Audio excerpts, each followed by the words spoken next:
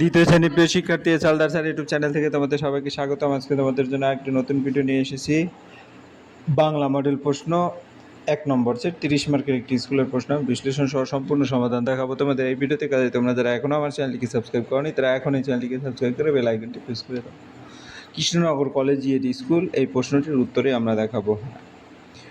নিচের প্রশ্নগুলো পূর্ণ বাক্য উত্তর। তো এখানে 10টি প্রশ্ন আছে, 10টি প্রশ্নের উত্তর দিতে হবে। 2 নম্বরের প্রশ্ন হচ্ছে শূন্যস্থান পূরণ করো। 3 নম্বর নিচে শব্দগুলো দিয়ে বাক্য রচনা করো। 4 নম্বর ফাঁকা করে উপযুক্ত যুক্তবর্ণ বসাও, শব্দার্থ লিখো এবং বিপরীত শব্দ লেখো। এই দিয়ে তোমার টোটাল প্রশ্নটি আমরা এক এক করে প্রশ্নটি বিশ্লেষণ করে উত্তর দেখাবো। এক নজরে প্রশ্নটি দেখে নিলাম, এরপরে সরাসরি উত্তর। অন্যখানে ছড়াটি কার লেখা? তাহলে আমরা যদি একটু বিশ্লেষণ করে দেখি, এই প্রশ্নে ছড়াটি লেখকের নাম জানতে চাওয়া হয়েছে। এটি একটি স্মৃতিভিত্তিক প্রশ্ন। পাঠ্য বইয়ের শুরুতেই ছড়ার নামের নিচে কবির নাম দেওয়া থাকে। আমরা যদি বলি উত্তরটা কী হবে, অন্যখানে ছড়াটি সুকুলতা রাওয়ের লেখা। সুকুলতা রাও শিশু কিশোরদের জন্য অনেক সুন্দর ছড়া গল্প লিখেছে। তাহলে আমাদের এই যে ডিপ করা লেখাটি, এটাই কিন্তু উত্তর হবে। অন্যখানে ছড়াটি সুকুলতা রাওয়ের লেখা। আমি একটু বিশ্লেষণ করে দেখিয়েছি যাতে তোমরা বুঝতে পারো এবং কী পড়তে হয় সেটা আমি বলে দিয়েছি। তোর মতো পুচকে পাখি আমার কিছু করতে পারবে না, কথাটি কে বলেছিল এবং কাকে বলেছিল? বিশ্লেষণ যদি এই প্রশ্নটি চড়াই পাখি ও হাতির গল্প থেকে নেওয়া হয়েছে। গল্পে দেখা যায় যে একটি অহংকারী হাতি জঙ্গলে ঘুরে বেড়াতো। সে চড়াই পাখির বাসা ভেঙে দেয়। মা চড়াই প্রতিবাদ করলে হাতি তাকে ছোট্ট করে দেখে বলে, একটি ছোট্ট পাখি তার কোনো ক্ষতি করতে পারবে না। পরে পিঁপড়ের হাতিকে শিক্ষা দেয়, হাতির অহংকার ভেঙে যায়। গল্পের মূল শিক্ষা হলো কাউকে ছোট বা দুর্বল ভেবে অবহেলা করা উচিত নয়। যাই হোক, এবার উত্তরে আসি। কথাটি অহংকারী হাতি মা চড়াই পাখিকে বলেছিল। তারপর হাতি চড়াই পাখির বাসা ভেঙে দিয়ে তাকে অপমান করে বলেছিল যে তোর মতো ছোট্ট পাখি হাতির কোনো ক্ষতি করতে পারবে না। এই কথাটা এখানে, অর্থাৎ এই ডিপ করা যে জায়গাটুকু, সেটা তোমরা উত্তরটা ঠিক করে লিখে দিবে। পরের প্রশ্ন, পরিযায়ী পাখি কাদের বলে?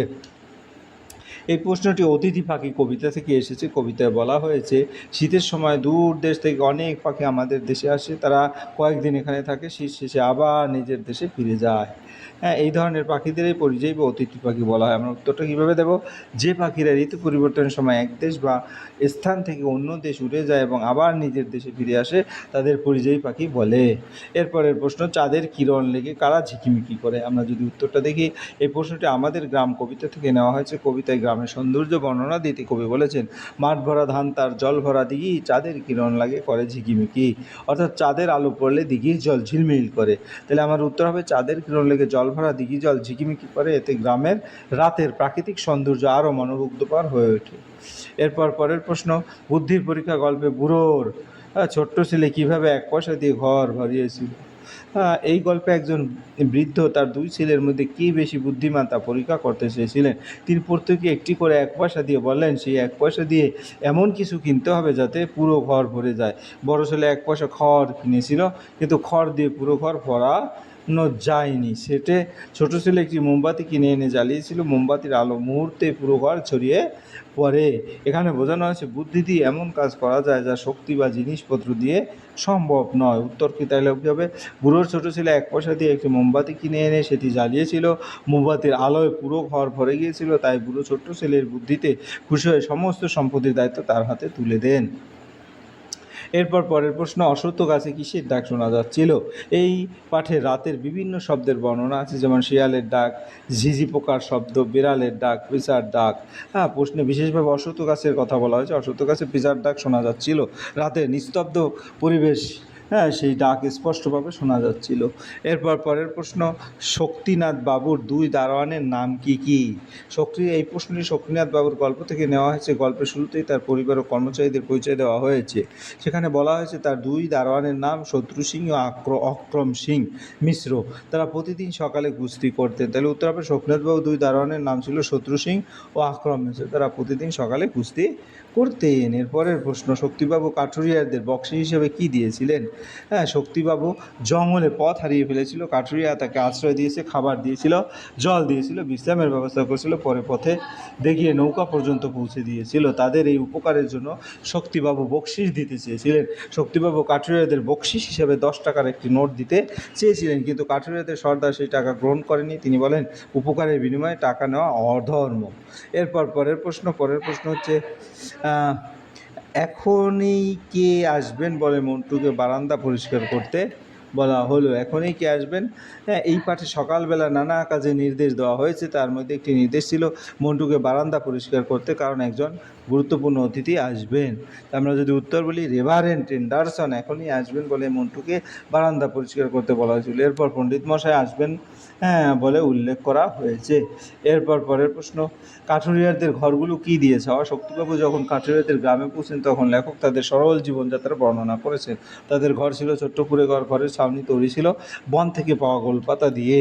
তাহলে উত্তর বলবো কাঠুরিয়ারদের ঘরগুলো গোলপাতা দিয়ে ছাওয়া ছিল। নদীর ধারে একটি টিভির উপর তাদের কুঁড়ে ঘর ছিল এবং তার পাশে একটি বড় বটগাছ ছিল যেখানে অনেক পাখির বাসা ছিল। হ্যাঁ, এরপর আমরা চলে যাবো 2 নম্বরের প্রশ্ন, শূন্যস্থান পূরণ করুন। এমনি আমার ড্যাশ কোনো ড্যাশ থাকে না। এমনি আমার ড্যাশ কোনো ড্যাশ থাকে না, অর্থাৎ এটা যদি আমি উত্তরটা বলি, এই লাইনটি বেলুনবাড়ি কবিতা থেকে নেওয়া হয়েছে। কবি শঙ্খ ঘোষ কল্পনার একটি বেলুনবাড়ির কথা বলেছেন। তিনি বোঝাতে চেয়েছেন যে কল্পনার জগতে কোনো সীমাবদ্ধতা নেই, তাই তার বেলুনবাড়ির কোনো সীমা নাই। কবিতার সঠিক লাইন হবে এমনি আমার বেলুনবাড়ি কোনো সীমায় থাকে না যার। তাহলে উত্তর হবে এমনি আমার বেলুনবাড়ি কোনো সীমায় থাকে না যার। এরপরের সাধু ড্যাশ শুধু ড্যাশ তরে, আমরা যদি প্রশ্নের উত্তরটা দেখি, এই লাইনটি পরপর কবিতা থেকে নেওয়া হয়েছে। কবি রজনীকান্ত সেন প্রকৃতির বিভিন্ন উদাহরণ দিয়ে বোঝাতে চেয়েছেন যে প্রকৃত মহৎ মানুষ নিজের জন্য নয়, অন্যের কল্যাণের জন্য জীবন উৎসর্গ করে। কবিতার সঠিক লাইন সাধুর ঐশ্বর্য শুধু পরহিত তরে। হ্যাঁ, তাহলে আমরা উত্তরটা দেবো সাধুর ঐশ্বর্য শুধু পরহিত তরে। আমি বসে আছি বাড়ি ড্যাশ গাড়ি ড্যাশ আসবে এখন। উত্তরটা হবে এই লাইনটি আমার বাড়ির কাছে কবিতা থেকে নেওয়া হয়েছে। কবি বিনয় মজুমদার রেলগাড়ির জন্য অধীর আগ্রহে অপেক্ষা করার অনুভূতি প্রকাশ করেছেন। তিনি শিয়ালদাহের গাড়ি আসার অপেক্ষায় আছেন। কবিতা সঠিক আমি বসে আছি বাড়ি শিয়ালদাহের গাড়ি ওইখানে আসবে এখন। তাহলে উত্তর আমি বসে আছি বাড়ি শিয়ালদাহের গাড়ি ওইখানে আসবে এখন। ঠিক আছে, এরপর আমরা চলে যাব পরের ঘ নম্বরের প্রশ্ন। ও রোদ্দুর ছড়াটি শ্রী ড্যাশের লেখা। ও রোদ্দুর ছড়াটি কবির নাম জানতে চেয়েছে। পশ্চিমবঙ্গ প্রাথমিক বাংলা দ্বিতীয় শ্রেণী পাঠ্যবই অনুযায়ী ছড়াটি শ্রী নির্মলেন্দু গৌতমের লেখা। উত্তর রোদ্দুর ছড়াটি নির্মলেন্দু গৌতম। এরপর পরের প্রশ্ন 3 নম্বর, নিচের শব্দগুলো দিয়ে বাক্য রচনা করো। শূন্য, তো শূন্য দিয়ে বাক্য রচনা যদি করা হয় তাহলে কি হবে? বেলুনটি শূন্যে ভেসে বেড়ায়। এখানে শূন্য অর্থ ফাঁকা বা খালি। বেলুনবাড়ি কবিতায় শূন্যে ভেসে কথাটি এসেছে, এখানে শূন্য বলতে আকাশ বোঝানো হয়েছে, বেলুনটি শূন্যে ভেসে বেড়ায়। এরপরে মোমবাতি, মোমবাতি দিয়ে যদি বাক্য রচনা করি তাহলে কি লিখতে পারি? তাহলে লিখতে পারি মোমবাতি জ্বালালে ঘর আলো হয়ে যায়। এরপর পরে আওয়াজ, আওয়াজ দিয়ে বাক্য রচনা করলে বাইরের পাখির আওয়াজ শোনা যাচ্ছে। এরপরে খাড়া যদি বাক্য রচনা করি, খাড়া পাহাড়ে ওটা খুব কঠিন।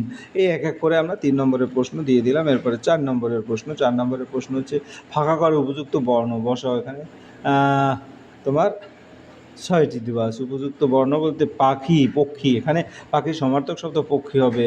শব্দে ক এবং স একটি যুক্ত বর্ণ। নিজের পরিবারের লোকজন, এটা হচ্ছে আত্মীয়। এখানে উত্তরটা হবে আত্মীয়। বিষয় আসা, এটার উত্তরটা হবে সম্পত্তি।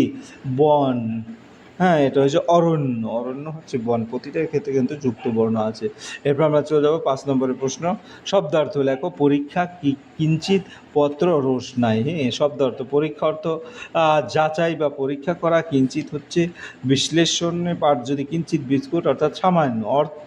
অর্থ অল্প বা সামান্য। তাহলে উত্তর পড়বো অল্প বা সামান্য। এরপরে পাত্র, পাত্র দিয়ে পাত্রর অর্থ হচ্ছে পত্র, পত্র হচ্ছে চিঠি। রোশনাই, রোশনাই যদি বলি এখানে উত্তর রোশনাই আলো।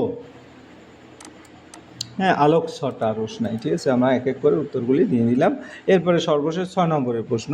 বিপরীত শব্দ লেখো। উচিত, তীক্ষ্ণ, বন্ধু, সবল। এবং এক এক করে উচিত হচ্ছে অনুচিত, তারপরে তীক্ষ্ণ, তীক্ষ্ণ হচ্ছে, তীক্ষ্ণর উত্তরটা যদি দেখি ভোতা, বন্ধু, বন্ধুর উত্তর হচ্ছে শত্রু।